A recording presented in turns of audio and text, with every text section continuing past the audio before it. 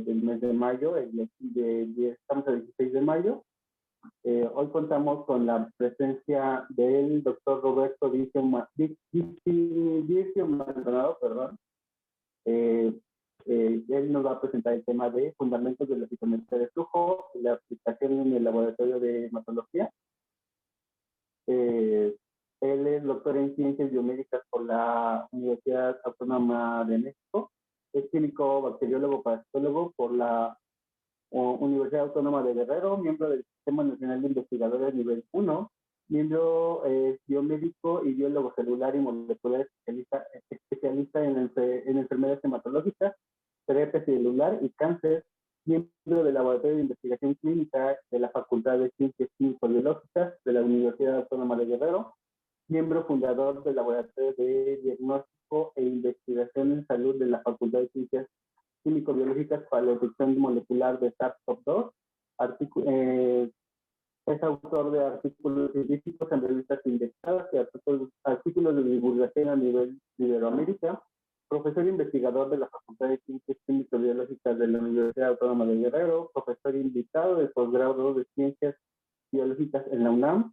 Profesor invitado de la Maestría de Ciencias Biomédicas de la Universidad Autónoma de Guerrero. Profesor invitado de la especialidad en microbiología del Centro de Investigación Especializada en Microbiología de la Autónoma de Guerrero. Es parte de la planta de profesores de Diplomado Internacional en Medicina Transfusional del Instituto Licón de la Universidad de Anáhuac. Cuenta con más de 18 años de experiencia en el aspecto clínico de enfermedades infecciosas de la sangre. Una de las ventajas de que esto sea a nivel virtual es que nos podamos conectar desde aquí hasta Guerrero, si no me equivoco, doctor Ricio. Entonces podemos disfrutar de este tipo de beneficios de la tecnología. Sin más por mi parte, quiero agradecerle de antemano y les cedo la palabra para esta sesión. Nada más como comentario, a las personas que están conectadas, en el transcurso de la sesión les vamos a compartir, como ya es costumbre, el link para poder hacer su asistencia para el curso de hoy, para poder tomar la constancia general. Y al final de la sesión serán las preguntas y respuestas y unos pequeños avisos. Muy bien. Yo doy la palabra al doctor Ricio y muchísimas gracias por acompañarnos. Muchísimas gracias por la invitación, Químico Andrés. La verdad es que para mí es un gusto estar con ustedes y efectivamente creo que algo de que nos dejó toda esta experiencia de la pandemia, además de la parte laboral, es la parte tecnológica. Entonces, gracias a esto nos podemos acercar. Efectivamente, yo estoy en Chilpancingo, Guerrero. Acá es donde está la facultad. Entonces, acá está su servidor, a la orden, por supuesto. Y pues bueno, hoy me estoy dando un viaje por la Ciudad de México, ¿no? Que entiendo es donde están la mayoría de ustedes. Entonces, pues muchísimas gracias por la invitación, Químico. Si está de acuerdo, vamos a comenzar para que Sí, claro que sí, por favor.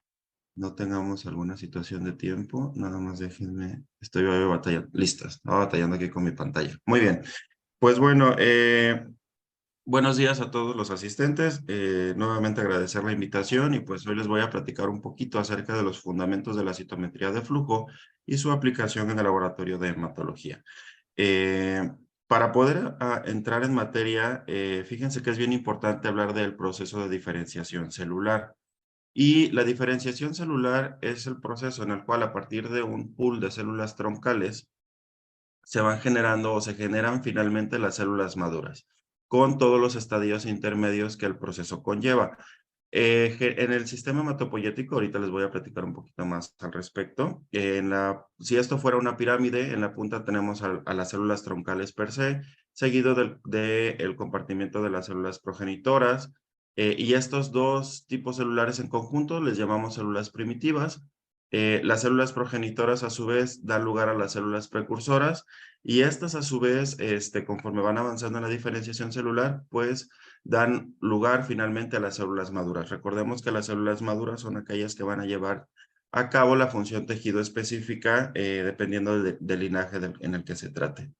Y algo bien interesante que sucede es que a medida que las células van avanzando en la diferenciación celular, van expresando o dejando de expresar moléculas en su superficie que a nosotros nos permiten irlas identificando. Algo así como una etiqueta o un código de barras. El conjunto de estas moléculas, que bien pueden ser proteínas, glicoproteínas, carbohidratos, muchísimos tipos de biomoléculas, se les conoce como, a cada uno de estos se les conoce como marcadores.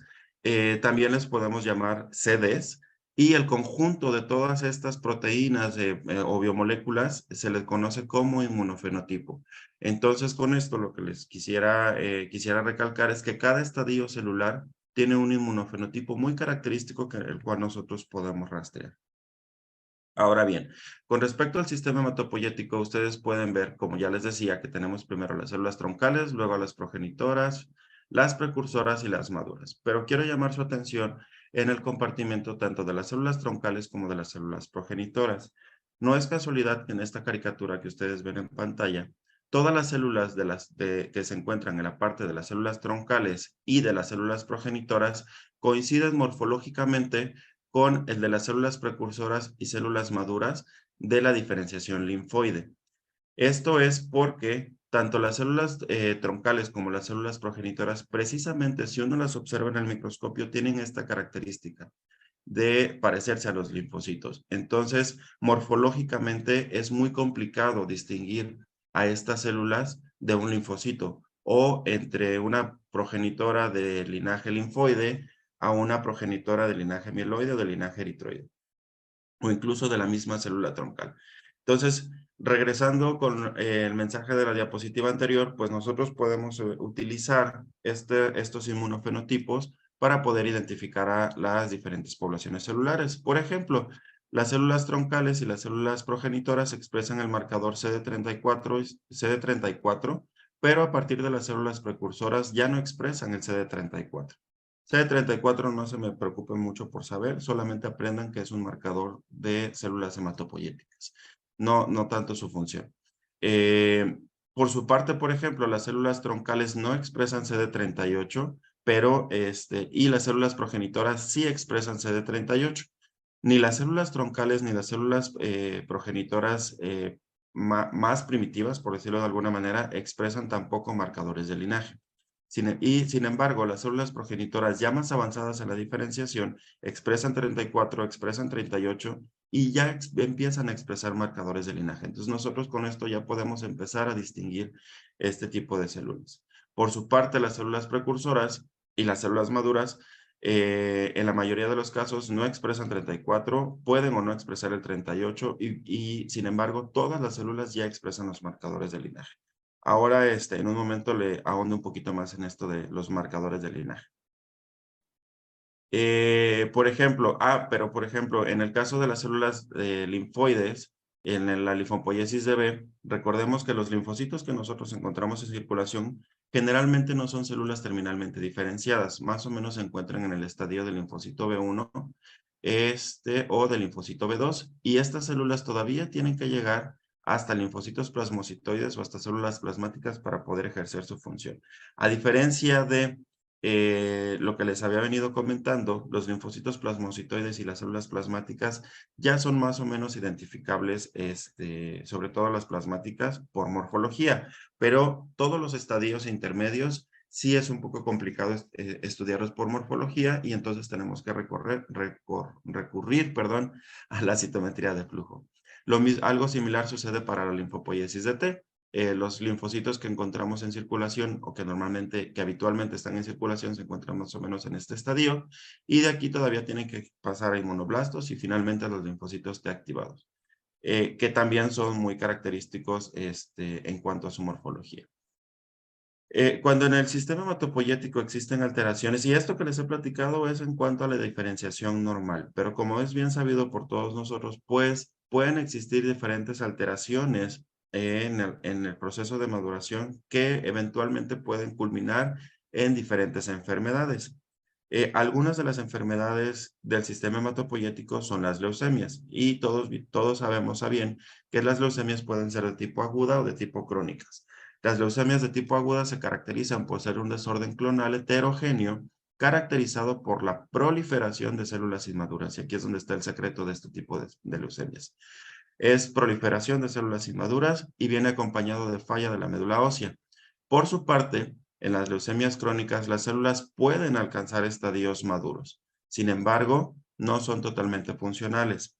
Entonces, con lo que yo les acabo de decir, compañeros, pues nosotros podríamos ya ir pensando que en el caso de las leucemias crónicas, nosotros las podemos distinguir mediante un análisis morfológico de laboratorio, apoyarnos en la citometría de flujo, en las técnicas moleculares para el diagnóstico, y sin embargo, o por su parte, en el caso de las leucemias agudas, la morfología, si bien nos orienta, no nos da el diagnóstico definitivo. Sí o sí tenemos que apoyarnos de las otras herramientas para el diagnóstico de este tipo de patologías. En el 2016, la OMS clasifica a las neoplasias hematológicas como mieloproliferativas displásicas. No voy a ahondar mucho en esta parte porque esto sería este tema para otra sesión. Y además nos da una serie de definiciones en cuanto a las mieloblásticas, promielocíticas y monoblásticas. Entonces, esta es, digamos, la nueva actualización y todas estas corresponden a se pueden diagnosticar más bien a través de la citometría de flujo. Con respecto a las leucemias linfoides agudas, pues tenemos también a las linfoides de B y a las linfoides de T.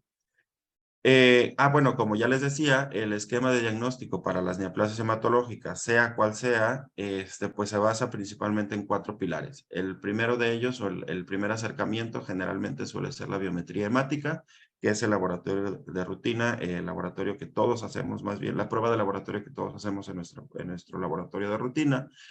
Se debe acompañar de la inspección de la celularidad en médula ósea, y esto puede ser por el aspirado o la biopsia de la médula ósea. Esto generalmente lo hace un médico hematólogo o un patólogo. Además debe de analizarse el cariotipo, lo que también se conoce como citogenética, y por supuesto el análisis de inmunofenotipo o la citometría de flujo. Y a todo esto se preguntarán ustedes, bueno, ¿qué es la citometría de flujo y para qué nos sirve? A pesar de que el término es un poco quizá complicado de comprender de entrada, la verdad es que no es tanto así. Miren, citometría de flujo, lo partimos el término. Entonces, cito, todos ustedes saben que cito significa células, metría significa medir, y flujo, pues hace referencia a que las células están envueltas en un flujo. Entonces, básicamente lo que nosotros hacemos es analizar o medir a células que se encuentren envueltas en un flujo, en un equipo que se llama citómetro de flujo. Y al citómetro de flujo nosotros podemos subir muestras desde bacterias, muestras muy pequeñas desde bacterias, hasta analizar células muy grandes como los monocitos, pasando por cualquiera de los otros intermedios que ustedes pueden ver aquí. ¿Qué es lo que analizamos en la citometría de flujo? Bueno, analizamos el tamaño relativo de nuestros eventos contenidos en la muestra. Analizamos la complejidad relativa de los eventos y la intensidad de fluorescencia relativa. Noten cómo, a partir de este momento, yo estoy llamándole a cada uno de las células o de los diferentes elementos que pudieran estar en la muestra, les estoy llamando eventos. ¿Por qué? Porque cuando nosotros hacemos citometría de flujo y utilizamos esta palabra, evento, nos podemos referir tanto a una bacteria como a una célula de cualquiera del linaje hematopoyético que estén contenidos en la muestra que estén estudiando, o incluso algunos otros elementos como los fitoplancton, ¿no? Nos dice por acá. Entonces, es por esa razón que nosotros le llamamos eventos. También podemos nosotros, no está aquí, pero también nosotros en el citómetro de flujo puede detectar, por ejemplo, fragmentos celulares o las mismas plaquetas. Entonces, por eso es que técnicamente en citometría de flujo optamos por el término evento para incluir sea lo que sea que el citómetro esté analizando y no propiamente la palabra célula, aunque en la mayoría de los casos son sinónimos. Ahora bien, con respecto al tamaño relativo, pues a lo que me estoy refiriendo es a que el citómetro es capaz de detectar el tamaño del evento que esté analizando en ese momento.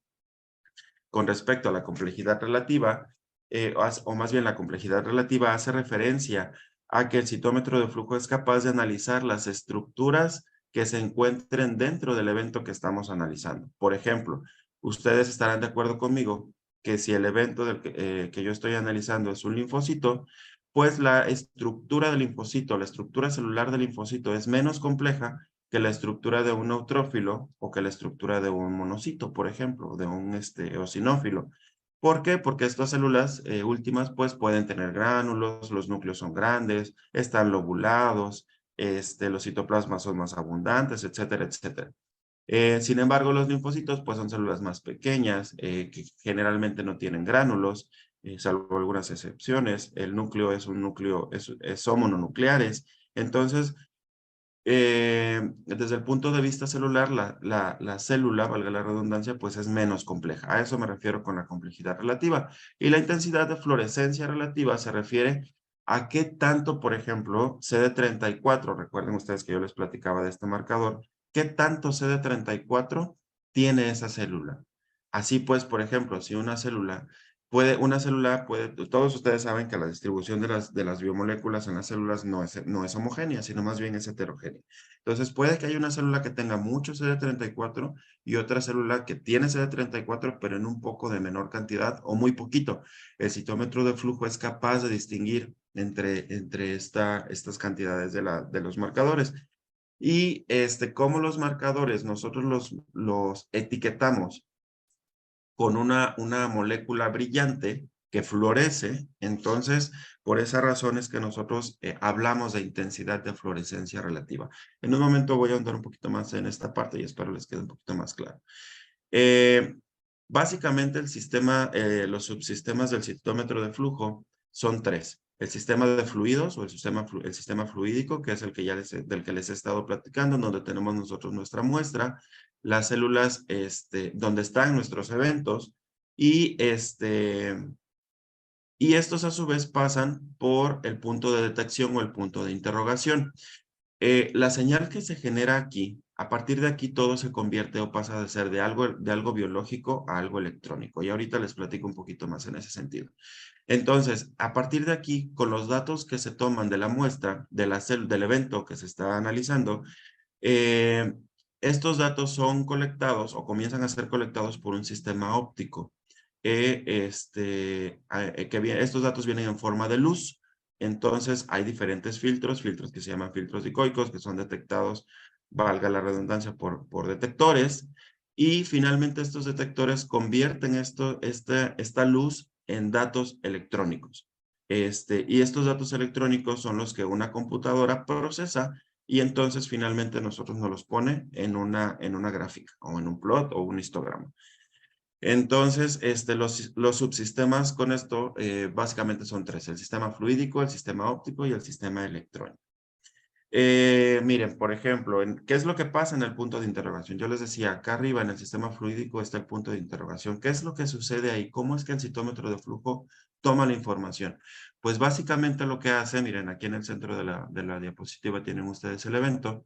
Lo que el equipo hace es lanzar un rayo láser, un haz de luz, y con esto primero bueno, suceden las dos cosas a la par, pero digamos, lo que podemos detectar es la sombra que este evento genera. Y esto es lo que, esto se va a traducir en el tamaño del evento. Es decir, entre más grande sea el evento, por supuesto que va a generar más sombra. Y entonces esto es lo que se conoce como el forward scatter. El forward scatter entonces hace referencia al tamaño del evento. ¿Sale? Y por otra parte, entre más complejidad tenga nuestro evento, ya hablamos de la complejidad, entre más complejidad tenga el evento, va a haber mayor dispersión de la luz. Y entonces el equipo lo puede detectar y esto es lo que se conoce como el side scatter. Entonces, el side scatter es el que nos va a determinar la complejidad de nuestro evento. Bien, bueno, los datos, ya les decía, empezamos con unas de luz, se hace la fotodetección, se generan corrientes eléctricas, y finalmente la señal se procesa para poder generar los datos. Esta es una cuestión más técnica, la verdad es que no quisiera ahondar mucho aquí, sino más bien avanzar para que podamos entrar a la parte ya de la aplicación. Entonces, miren, ustedes pueden ver aquí, lo que yo les decía, la computadora convierte todos esos datos bioinformáticos en datos que nosotros podemos analizar. Y esto que ustedes observan aquí sería un histograma de los cuales nosotros podemos observar como resultado de un análisis por citometría de flujo. En un momento les voy a platicar un poquito más de esto. Pues miren, aquí está, justo. Nosotros, o más bien, muchas veces decimos, no, los citómetros de flujo son citómetros o son equipos que nosotros muy difícilmente vamos a tener a la mano, o en los que pues muy pocas veces vamos a poder verlos o accesar. Pero ¿qué creen? Todos los equipos que tienen ustedes en sus laboratorios de hematología, los equipos de rutina, son citómetros de flujo. No me dejarán mentir que ustedes pueden hacer análisis del tamaño de los eritrocitos, por ejemplo, y la concentración de hemoglobina de los eritrocitos. En el caso de los eritrocitos, la concentración de hemoglobina viene reflejada con la complejidad del eritrocito. Y entonces de esta manera nosotros podemos analizar a las células con base en su tamaño y su complejidad. Y esto que ustedes observan aquí son gráficas que le arroja un ADVIA 2120 o 120, por ejemplo, en los cuales, en el caso de los eritrocitos, nosotros podemos tener citogramas, que es esta gráfica que ustedes observan a su izquierda, en donde nosotros podemos tener células o nos agrupa a los eritrocitos hacia abajo, en el eje de las Y. Este es un plano cartesiano. Acá tenemos el eje de las Y y acá tenemos el eje de las X. Entonces, en el eje de las Y nos arroja o nos acomoda las células con base en su tamaño. Abajo, cercano al 0, tenemos a las células chiquitas, que ustedes saben que se llaman microcitos. En medio tenemos a las células de tamaño más o menos normal y arriba nos pone a las células grandes, ¿sale? O los macrocitos. Y en el eje de las X, de izquierda a derecha, nos pone a los eritrocitos que tienen menos concentración de hemoglobina y más a la derecha los que tienen mayor concentración de hemoglobina. Entonces, de esta manera nosotros el equipo nos ordena a las células o nos acomoda a las células y entonces nosotros podemos ver la distribución de nuestras poblaciones celulares con base en el tamaño y en la concentración de hemoglobina. Y por ejemplo, esto que ustedes observan aquí corresponde a una muestra no patológica, al menos para una enfermedad propia de los eritrocitos. Esta sería la distribución normal de una muestra de eritrocitos. Y entonces me van a decir, oiga, químico, pero ¿por qué tenemos aquí una presencia de células grandes y una presencia de células chiquitas y unas que tienen más hemoglobina y unas que tienen menos? Pues resulta que, como ya les decía, recuerden que no la distribución de los componentes celulares es homogénea. Es homogénea. Entonces, por eso es que ustedes observan esta dispersión de los eventos por acá. Esto entonces les recuerdo se llama citograma, ¿sale? Eje de las X, eje de las Y. Y aquí solamente estamos analizando tamaño y complejidad. Tenemos otro tipo de gráficas que son los histogramas y estos son los que cualquier equipo de laboratorio de rutina nos arrojan. Y aquí lo que hacemos es comparar en el eje de las Y el número de eventos y en el eje de las X, por ejemplo, en este caso, el volumen de las células rojas. Y entonces esto es lo que observaríamos en una muestra no patológica. Y en el histograma de aquí abajo nosotros analizamos nuevamente en el eje de las Y el número de eventos y en el eje de las X, en este caso la concentración de hemoglobina. Y esta sería la curva que nosotros observaríamos en una muestra no patológica. Ahora bien, con respecto a los leucocitos, pues sucede algo similar. Estas gráficas, por ejemplo, que ustedes observan en la parte superior, son gráficas que además de comparar tamaño y complejidad, ya empiezan a hacer un análisis más minucioso. En este caso, este equipo analiza la concentración de peroxidasa que se encuentra contenida en las células. Recuerden ustedes que la peroxidasa es una enzima que participa en las funciones celulares asociadas a la respuesta inmune innata, y está presente principalmente en los neutrófilos y en los eosinófilos en menor medida. Entonces, de tal manera que nosotros podemos observar cómo el equipo nos va a distribuir a nuestra población, a la población de neutrófilos, la puede distinguir de la población de eosinófilos, la distingue de la población de monocitos y la distingue de la población de linfocitos. Y por acá nos pone una población puede aparecer, que se llaman células grandes no teñidas. Y esto es, cuando aparecen por acá, generalmente ya son situaciones patológicas, alguna leucemia, por ejemplo. Y también nos puede graficar o genera gráficas con base en, o gráficas que se llaman vaso. Y aquí lo que nos hace es distinguir entre polimorfonucleares, mononucleares y los basófilos. Aquí el análisis lo hace con base en la complejidad del núcleo de las células. Estas gráficas también son de un ADVIA 2120, igual que esta que yo les mostraba por acá, ¿no? Que este citograma. Ahora bien, esto que yo les acabo de platicar ahorita son solamente cuestiones o lo que se encuentra en nuestros laboratorios de rutina, ¿no? Gráficas con base en tamaño y complejidad, pero yo les decía que nosotros también podemos analizar los marcadores. Entonces, los marcadores se analizan mediante el uso de anticuerpos que vienen conjugados con fluorocromos, que son excitados por la luz láser que yo les platicaba hace un momento y que van a emitir a su vez una señal. ¿Sale? Entonces los fluorocromos, que está aquí por ejemplo, se llama FITSI, FITSE, tienen pues varios nombres, pero en realidad es isotioceanato de fluoresceína. Tiene una longitud de onda de excitación y tiene una longitud de onda de emisión.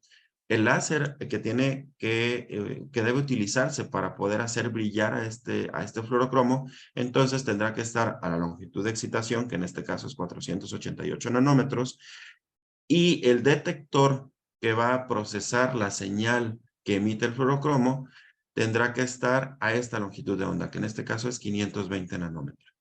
Y hay actualmente en el mercado un panel amplísimo de fluorocromos que se pueden utilizar y solamente que resulta que pues entre más colores, bueno, perdón, y cada fluorocromo emite en una longitud de onda y esto se traduce que emite en un color específico. Recuerden ustedes que los colores es luz emitida a determinadas longitudes de onda. Entonces, por ejemplo, aquí, pues el FITSI emite en verde, y el equipo puede detectar todas estas luces de emisión, todos estos colores, pues vaya. Lógicamente, entre más colores esté detectando el equipo, pues más compleja tendrá que ser la calibración del equipo a fin de evitar de que los colores se traslapen. ¿Por qué? Porque existe el espectro de emisión y, por ejemplo, la fluoresceína, si bien la longitud de onda de emisión está justo aquí en 520 nanómetros, pues si ustedes observan esta curva tiene un rango que viene desde más o menos los 490 y que rebasa los 600. Entonces, si yo no calibro bien mi equipo, puedo tener, por ejemplo, si hay por aquí algún otro fluorocromo, la luz puede interponerse con se pueden intercalar y entonces el equipo puede hacer las detecciones de manera incorrecta y decirme, bueno, tu muestra tiene presente, por ejemplo, luz amarilla y también tiene luz verde. ¿Sale? Cuando en realidad lo que pudiera estar sucediendo es que yo calibré el equipo para que me detectara aquí y esto, pues son problemas técnicos, ¿no? Esto es lo que se llama como compensación. Tenemos que asegurarnos que el equipo detecte efectivamente la luz o los colores que nosotros necesitamos detectar porque sabemos o recordemos que esta luz o estos colores se traducen en los marcadores que nosotros estamos analizando.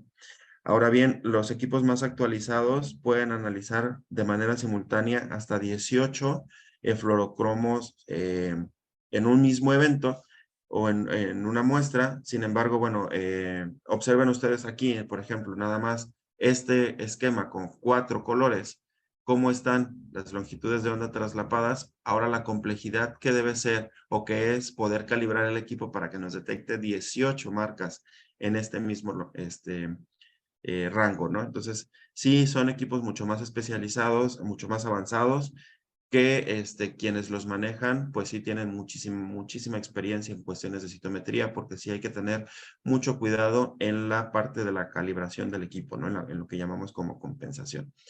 Ahora bien, esta parte es técnica, también me la voy a saltar un poquito, nada más para mencionarles que, pues, los fluorocromos, recordarles más bien que los fluorocromos emiten a diferentes longitudes de onda, y que nosotros los podemos detectar, ¿sale? Esto también me lo voy a saltar, los filtros también, toda esta parte es técnica. Miren, ahora bien, con respecto a los datos, ya tenemos nuestros datos, el equipo ya los está analizando.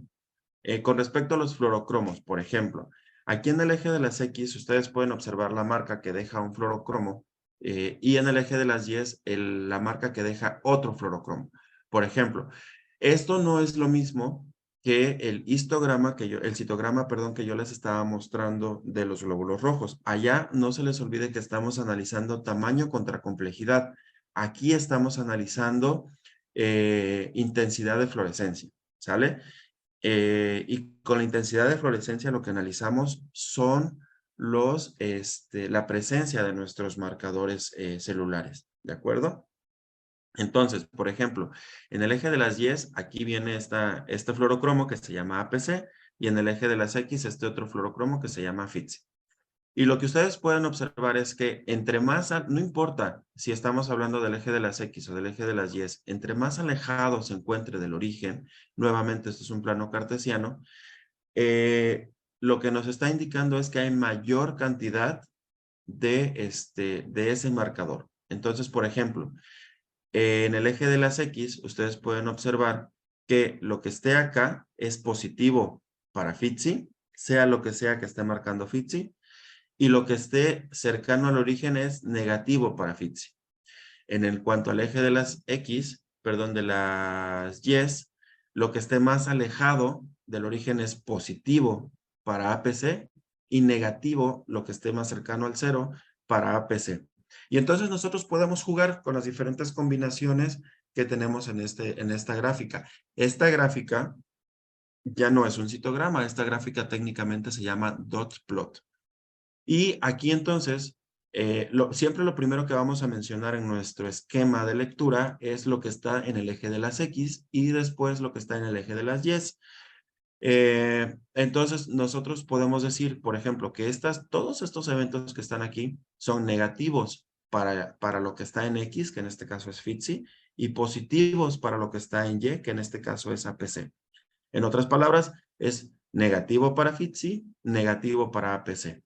Por acá tendríamos entonces, si aquí hubiera eventos positivos para FITSI y negativos para APC. ¿Sale? De este lado entonces tendríamos eventos negativos para FITSI y positivos para APC. Y finalmente en este cuarto cuadrante tendríamos los eventos que son positivos para FITSI, pero también positivos para APC. Acá están nuestros dobles positivos. ¿Sale? Y entonces así es como nosotros interpretamos los datos de un dot plot. Ahora, los citómetros de flujo también nos pueden dar histogramas, igual que los que vimos hace ratito. Solamente que aquí nos marcan nuevamente en el eje de las Y el número de eventos y en el eje de las X los eventos positivos y negativos para nuestro marcador. Entonces, por ejemplo, o más bien, repito, lo que esté cercano al eje al origen será negativo y lo que esté alejado al origen será positivo. ¿Cómo sabemos qué es positivo y qué es negativo? Bueno, siempre hay que utilizar controles, ¿no? Controles tanto positivos como negativos para nosotros establecer los puntos de corte en el citómetro y decirle, bueno, de aquí a aquí es negativo y de aquí para acá va a ser positivo. Y entonces el equipo ya podrá, una vez que nosotros le damos esas instrucciones, pues ya podrá analizar nuestros datos. Entonces, con base en eso es que nosotros, por ejemplo, decidimos, por ejemplo, en esta gráfica que ustedes ven aquí, que hasta aquí termina lo negativo y que a partir de aquí comienza lo positivo, ¿sale?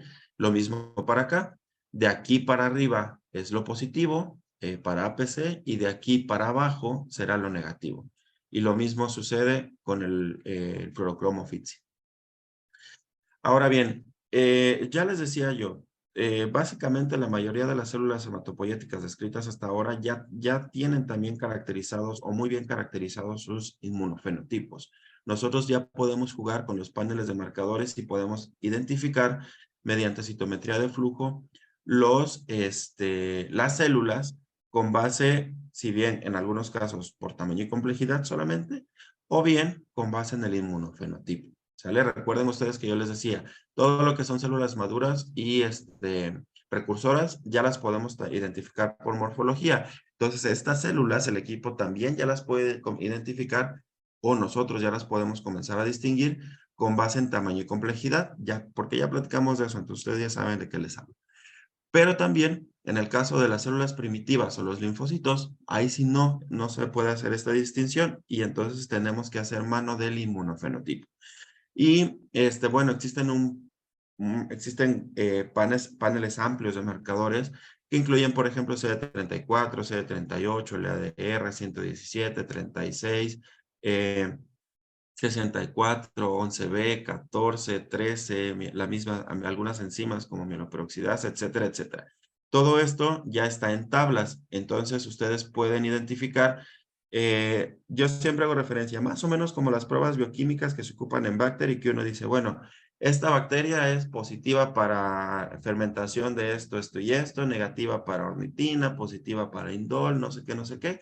Acá en el laboratorio existen en el laboratorio de citometría de flujo, existen tablas similares que si ustedes no conocen el inmunomarcaje de cada una de las células que ustedes están, que pudieran tener en su muestra, pueden recurrir a esas tablas y entonces hacer la identificación. Aquí, por ejemplo, yo les muestro una tabla de linfopoiesis de B, ¿no? Desde los precursores iniciales hasta los linfocitos maduros. Y los paneles de marcadores que se pueden analizar o que se analizan para la identificación de cada uno de los diferentes estadios. Algo similar, por ejemplo, en esta diapositiva podemos observar, pero para la linfopoiesis de T. Ahora bien, en el 2009, con una actualización en el 2017, la OMS definió algunos algoritmos para la caracterización inmunofenotípica de neoplasias hematológicas. Esto es importante que sepan que existen estos algoritmos en los cuales nosotros decimos, bueno, vamos a poner o estamos sospechando de determinada leucemia, entonces vamos a comenzar a utilizar determinada combinación de marcadores para nosotros poder ir haciéndola como en inglés es en español sería como el cribaje, el ir como separando o ir explorando hasta llegar específicamente desde nuestro panel amplio de marcadores, que incluyen marcadores tanto linfoides como mieloides, hasta los marcadores propios del linaje, por ejemplo, linfoide o del linaje mieloide. ¿Sale? Entonces, estos algoritmos existen. Estos son algunos de los marcadores que se sugieren. Por ejemplo, para leucemias de tipo agudo, el primer screening que nos sugieren es que incluyamos al CD3, CD45, mieloperoxidasa, CD79. Miren, por ejemplo, CD3 es linfoide. CD45 se le conoce como un panleucocitario, marca todos los leucocitos. Mieloperoxidasa es de granulocitos, ya lo platicábamos. CD79A es también linaje linfoide. CD34 ya les platicaba que es de células primitivas, 19 es linfoide, 17 es linfoide, CD3 es linfoide. ¿Sale? Y entonces así nosotros podemos ir jugando con los diferentes marcadores e ir discerniendo, no sé cómo es la palabra exactamente, entre las diferentes enfermedades. Si existen ya estos paneles, por ejemplo, para leucemias de tipo B, para leucemias de células plasmáticas, para leucemias de células T, para leucemias mieloides, por ejemplo, agudas, síndromes mielodisplásicos, algunas combinadas, incluso para NK. Sin embargo, la verdad es que hacer citometría de flujo es costoso. Entonces, en la práctica lo que se hace pues es modificar estos esquemas con base en la disponibilidad de los marcadores que se tengan en el laboratorio y siempre cuidando la parte de los colores que yo les decía hace rato para poder pues finalmente llegar al inmunodiagnóstico. Estas tablas que les muestro a continuación son el inmunofenotipo característico de algunas enfermedades hematológicas. Por ejemplo, ustedes pueden observar en pantalla los inmunofenotipos de neoplasias mieloides agudas, ¿no? que pueden, desde la M0 hasta la M7, que todos ustedes conocen, y los diferentes marcadores que pueden presentarse. CD13, 14, 15, 31, 33, 34, 41, etcétera, etcétera, etcétera. ¿Sale? Ya existen tablas también de detección, por ejemplo, para enfermedades de linfocitos T. Entonces, si ustedes pueden observar aquí, las enfermedades, pues, o el panel de patologías es amplio y por lo tanto, y también el panel de marcadores que podemos utilizar es amplio. En el caso de los linfocitos B, pues también hay diferentes patologías y el panel de marcadores que se utiliza, pues también es amplio. Entonces, y existe algo similar para las neoplasias de linaje mixto, es decir, las neoplasias que presentan más de un linaje, ¿sale? Entonces, por ejemplo, estos son algunos de los criterios que tenemos que considerar para poder nosotros decir si la neoplasia es de linaje mixto. Entonces, ahora bien, por ejemplo, les voy a mostrar ahora, y lo voy a hacer un poquito más rápido por cuestiones de tiempo y también para dar espacio a preguntas, algunos casos clínicos. Ustedes pueden observar aquí, por ejemplo, en este caso clínico en particular, el análisis de diferentes marcadores. ¿Qué es lo primero que se hace en la citometría de flujo? Analizamos tamaño, el forward scatter, contra complejidad, el side scatter, ¿sale? Y además hacemos la calibración de nuestro equipo. Le decimos al equipo, bueno, voy a utilizar FITSI y voy a utilizar este otro fluorocromo P, ¿sale? Y esto se tiene que hacer para cada uno de los colores que vayan a utilizar. Y entonces definimos lo que va a ser negativo y dónde va a ser lo positivo, o lo doble positivo, ¿de acuerdo?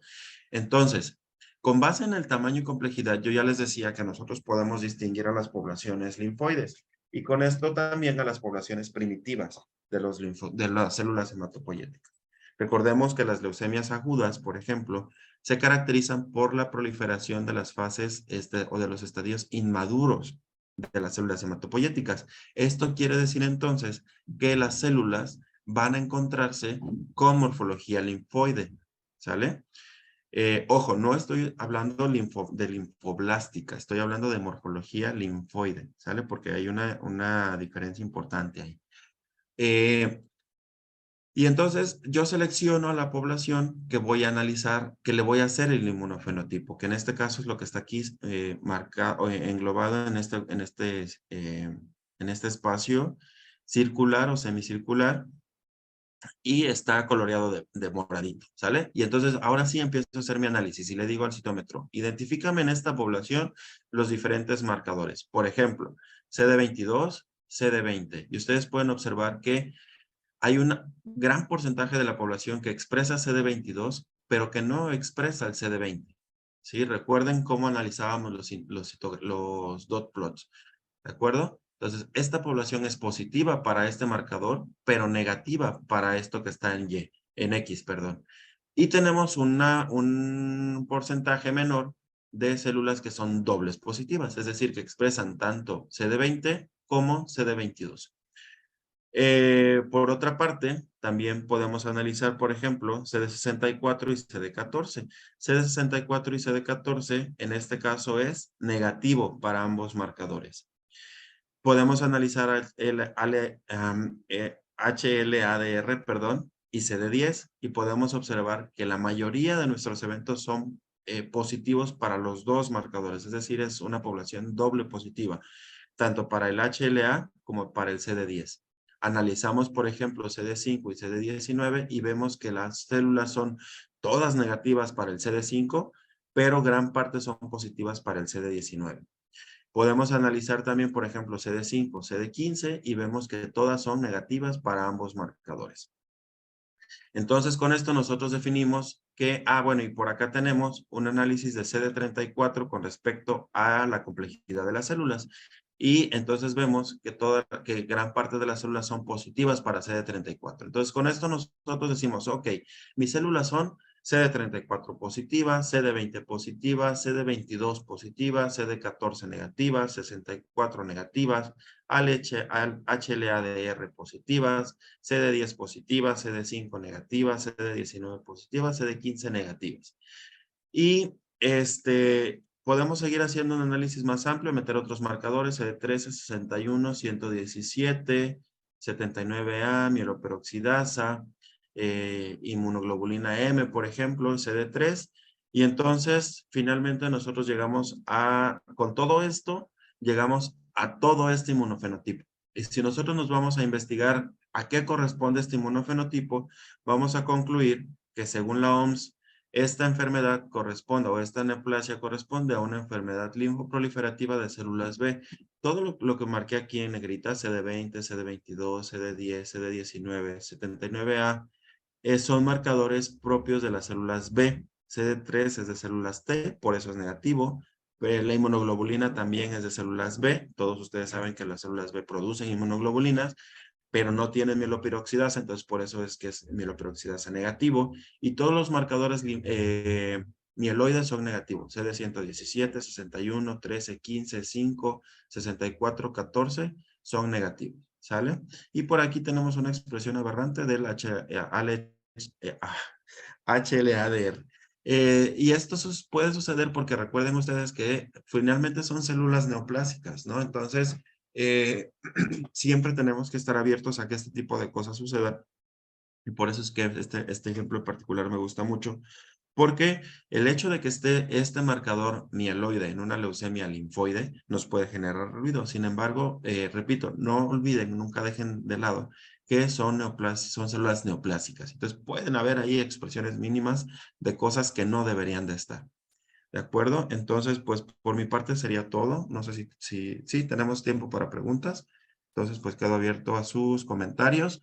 Agradezco su atención y bueno, finalmente me gustaría dejarlos con esta pequeña reflexión.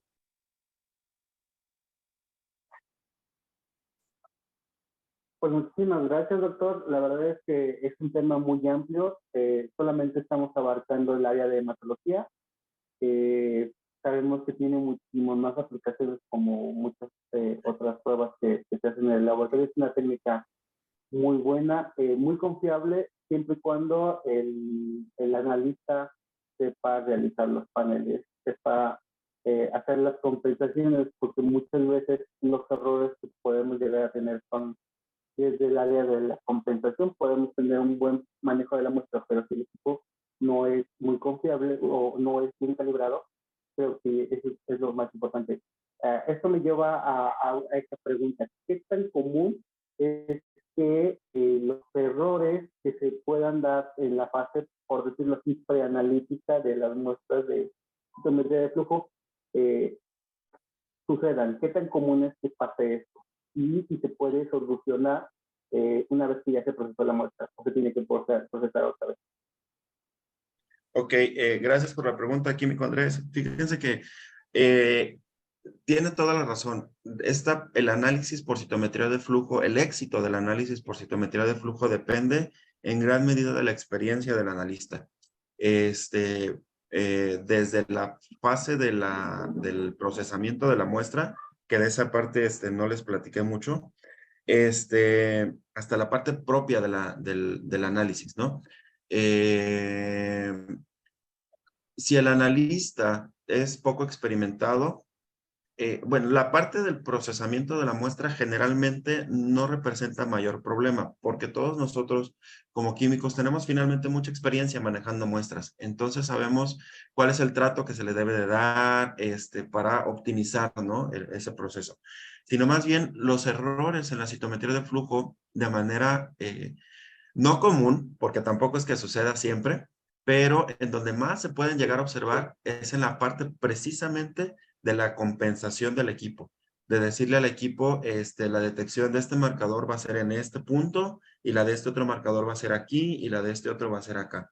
Lo que yo les platicaba, ¿no? De la gráfica del espectro visible, y por la cuestión esta de que se traslapan las señales.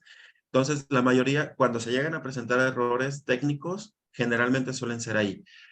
Y esto, por supuesto, se soluciona con base en la experiencia del analista. La práctica que uno va adquiriendo para poder ir distinguiendo si las lecturas que estoy obteniendo son reales. Porque además, recordemos, ¿cómo sabemos que las lecturas son reales? Miren, en un escenario ideal es que el citotecnólogo haga su análisis por su parte. el patólogo o el hematólogo por su parte, el clínico haga su biometría por su parte y el citometrista por su parte. Y después compartan los datos y verifiquen, ¿no? Algo así como trabajar en ciego. Sin embargo, pues en la práctica también puede suceder que para el citometrista, sobre todo, ya le den como el antecedente de la biometría. Y entonces, y esto es en términos de optimización del recurso también, porque ya yo les decía yo que la técnica pues es cara, ¿no? Entonces, si ya todo me apunta a una leucemia linfoide, pues yo ya me voy a explorar directamente como citometrista una leucemia linfoide y me ahorro todo el uso de los otros marcadores, ¿no? Que en términos costo-beneficio, pues se eleva muchísimo. Entonces, nosotros con esto, si los datos coinciden con lo que los compañeros que están haciendo las otras pruebas, más bien, si nuestros datos coinciden con los datos de nuestros compañeros, pues estamos seguros que el análisis está bien hecho y que la compensación, por supuesto, está bien hecha. Si tenemos dudas en la compensación, pues ahí tenemos que utilizar nuestros controles. Ya les decía yo que hay controles tanto positivos como negativos, ¿no? Entonces tenemos que utilizar nuestros controles y pues ya con eso lo analizamos. Desafortunadamente, una vez que la muestra sube al equipo, ya no hay vuelta atrás. Si la muestra analizó mal, la compensación estuvo mal o lo que sea, y la muestra ya la subimos, esa muestra ya no la podemos recuperar. Tenemos que procesar, bueno, si nos queda en el tubo de lectura un poquito más de muestra, pues la podemos rescatar y esa misma volverla a analizar, pero si ya subimos toda la muestra al equipo, pues sí tenemos que regresar hasta la parte del procesamiento. Los errores en el procesamiento más comunes, por ejemplo, es que no, en la citometría de flujo es muy importante que las células o los eventos pasen por el punto de interrogación en forma de fila india, por decirlo de alguna manera, ¿no? Es decir, un evento o una célula seguida de otra célula, pero nunca dos células juntas o más de una, pues. ¿Por qué?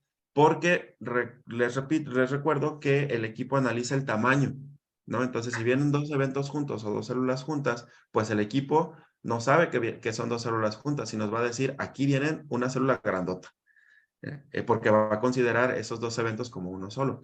Entonces, esos son, digamos, o bien, la parte en citometría de flujo nosotros le llamamos la tinción de la muestra. Con esto nos referimos a ponerle los anticuerpos que vienen marcados con los fluorocromos a nuestras células para hacer las detecciones. Cuando hacemos esto, nosotros citometristas decimos estamos tiñendo nuestra muestra. Y entonces, pues también eso pudiera ser otro punto, ¿no? Que nuestros anticuerpos ya no están funcionando bien, que finalmente son proteínas que se están degradando porque no las guardamos bien, se fue la luz en el laboratorio, yo qué sé. O que los fluorocromos que estamos utilizando ya hayan perdido su capacidad de emisión, ¿no? O su capacidad de excitación. Entonces, pues también las detecciones se van a mover. Entonces, esa pudiera ser otra parte, son, digamos, los errores más comunes en cuanto al procesamiento de la muestra. Sí. Muy bien. Tenemos aquí dos preguntas. Dice, buenos días. ¿Cuántos kilogramos es recomendable meter a un experimento que se va a analizar por citometría de flujo? ¿Cómo es recomendable meter? ¿Cuántos fluorogromos es recomendable meter en un experimento que se va a analizar por citometría de flujo? Creo que es que no logro escuchar bien, pero creo que la pregunta es, ¿cuánta muestra subimos, no? Para poder estar seguros de la ¿Cuántos lectura. fluorocromos? Fluorocromos. ¿Cuántos fluorocromos? Pues tantos como pueda su equipo leer y ustedes puedan calibrar. Ojo, hay equipos, por ejemplo, yo les decía los equipos de rutina en el laboratorio, de laboratorio clínico, pues no detectan fluorocromos, ¿no? Solamente nos detectan tamaño y complejidad, entonces ahí no podemos meter fluorocromos. Ahora, en un citómetro que sí detecta fluorocromos, pues depende. Hay equipos que detectan 2 fluorocromos, entonces aunque queramos meter más, no los vamos a poder meter porque el equipo no los puede leer. O ya les decía, hay equipos que pueden leer hasta 18. Entonces, ahí depende entonces, por un lado, del equipo que tengamos. La mayoría pueden leer de 6 a 8 fluorocromos, más o menos, que son los que están en el mercado. Entonces son, digamos, los más habituales, ¿no? De 6 a 8 fluorocromos, pero siempre cuidando la parte de la compensación. porque sí, puedo meter 8 fluorocromos, pero si se me traslapan todos con todos, pues no voy a poder detectar nunca nada. Entonces, o todo me va a dar positivo, o si Ajá. pongo, ¿no? Entonces, sí hay que cuidar mucho esa parte. Entonces, el número de fluorocromos, pues depende del equipo y de la habilidad del citometrista para la calibración de los equipos. De ¿Y qué esos dos estamos factores. buscando? Y exacto, ¿y qué estemos buscando? Porque pues efectivamente, si ya sabemos que nuestra muestra solamente con 3 fluorocromos yo puedo hacer la determinación, pues ¿para qué meto 5 o 6, no? O si necesito 6, pues ya sé que tengo que sí o sí buscar la manera de meter esos 6, porque si solamente meto 3, no voy a obtener la información necesaria. Por ejemplo, en el caso clínico que yo les mostraba, vieron que el panel de fluorocromos es muy amplio, ¿no? Entonces, para poder ponerle nombre y apellido a nuestra patología, ¿no? Ahora, algo importante que se me está pasando mencionarles, químico, perdón, ahora que estamos Sí, hablando de sí, los sí. fluorocromos, es que no todos los fluorocromos tienen que estar en el mismo tubo de tinción, en el mismo tubo de muestra. Por ejemplo, ustedes pudieron ver en el caso clínico que yo les mostré que íbamos comparando de 2 en 2. Esto significa que a lo mejor en un tubo yo tenía 3, 4, 5 marcadores y en otro tubo tenía otros 5 marcadores y al final yo junto todos esos datos. No puedo tener, por ejemplo, 2 marcadores que estén marcados con el mismo fluorocromo en la misma muestra, a menos que sea intencional. Pero sí puedo tener 2 marcadores en 2 tubos diferentes con el mismo fluorocromo. Y entonces, cuando yo haga el análisis, yo ya sabré si en el tubo A tenía marcado CD34 con FITSI y en el tubo B tenía marcado CD19 con FITSI, pues yo ya sabré que en esta parte es FITSI positivo a 34 y en el otro positivo a 19. Y esto es algo que se hace mucho porque ya les digo, el número de lecturas que puede hacer el equipo de manera simultánea, pues generalmente no son más de 6. Pero en el panel que ustedes vieron aquí, pues son como 15. Entonces, la estrategia que se utiliza en este caso es precisamente esta: meter diferentes marcadores en diferentes tubos para poder tener el panel completo. Ok. Ah, pasamos a otra pregunta. ¿Cuánto es el mínimo de eventos permitidos para que una muestra sea valorable? Sí, gracias por la pregunta. En citometría de flujo, el mínimo de eventos que se debe de considerar son 10,000 eventos de la población de interés, no 10,000 eventos en total. Ok. Por ejemplo, si nosotros estamos analizando, queremos saber si nuestra muestra tiene CD19, entonces me voy a mover tantito aquí en la presentación para que quede un poquito más claro. Sí, claro. Por ejemplo, aquí, CD3. Si yo quiero saber cuántos de mi población celular tiene CD3, yo tengo que asegurarme que el equipo aquí, cuando esté capturando los datos aquí en el CD3, lea como mínimo 10,000. Entonces, a esto me refiero cuando les digo 10,000 eventos de la población de interés. Si nuestra población de interés es muy escasa, muchas veces para llegar a estos 10,000 eventos en nuestra población de interés, necesitamos subir 1,000,000 de células al equipo, ¿sale? Porque son bien poquitas las que tienen ese marcador. Entonces, el número de eventos o el número de células inicial, la verdad es que es muy variado, pero sí, lo que se recomienda es que sean 10,000 eventos de la población de interés, mínimamente, de ahí para arriba. Ok. Si podemos capturar más, pues mejor, ¿no? Porque Sí, tenemos más datos para poder trabajar con ellos. Pero sí, ese es el número que se sugiere. sí, porque, por ejemplo, aquí en el departamento de hematología luego tenemos un panel de geometría, pero para líquidos cefalorraquídeos. Y muchas veces la cantidad de células que nosotros recibimos dentro de un líquido cefalorraquídeo es muy poquita. Y ponemos en aprietos a nuestra química del citómetro porque la verdad son muy poquitos eventos y realmente no es algo muy representativo, ¿no? Por eso era la pregunta, de que es una duda. Sí, Pero sin embargo, muchísimas químico, pues gracias. sí, perdón. A veces, pues aunque queramos, no nos alcanza para sacar esos 10,000 eventos, entonces pues nos quedamos con los que tenemos y ya nos Sí, apoyamos con las otras herramientas de diagnóstico, ¿no? De hecho, esa es una de las razones por las cuales les comentaba que el diagnóstico, en el caso de hematología, tiene que basarse en los diferentes pilares, ¿no? Porque a lo mejor para uno la muestra es muy poquita o medio le dudamos o lo que sea, y se refuerza con los otros. Recuerden que el diagnóstico no puede hacerse únicamente ni con la morfo, ni con la biome, ni con la citometría, ni con cualquiera de los otros dos. Es integral. Ujú. Porque sí. precisamente puede llegar Bueno, casos como el que usted nos comenta, híjole, y ahí sí dice uno, pues no tengo más sí. muestra, ¿qué hago, no? Sí, pero ya por lo menos tenemos un análisis del líquido a modo citológico, y más aparte ya tenemos la clínica del clínico, ¿no? De la Sí, sí, redundancia. ya con, Entonces, con todos los datos en conjunto, pues ya se llega al diagnóstico. Así es. bueno, eh, la verdad es que esto es un tema muy apasionante, muy amplio, que nos da no solamente para la hematología, sino para investigación y muchísimas más áreas, porque, como usted mencionaba, no solamente analiza células de sangre, sino puede analizar cualquier otro tipo de organismo. Entonces, pues vamos a concluir aquí nuestra sesión. Muchísimas gracias por la charla, muy interesante. Le vamos a hacer llegar una constancia por parte de la asociación en futuros días, y pues no me queda más que agradecerle. Excelente charla, muy amena y muy fácil de digerir, bueno, por lo menos para un servidor.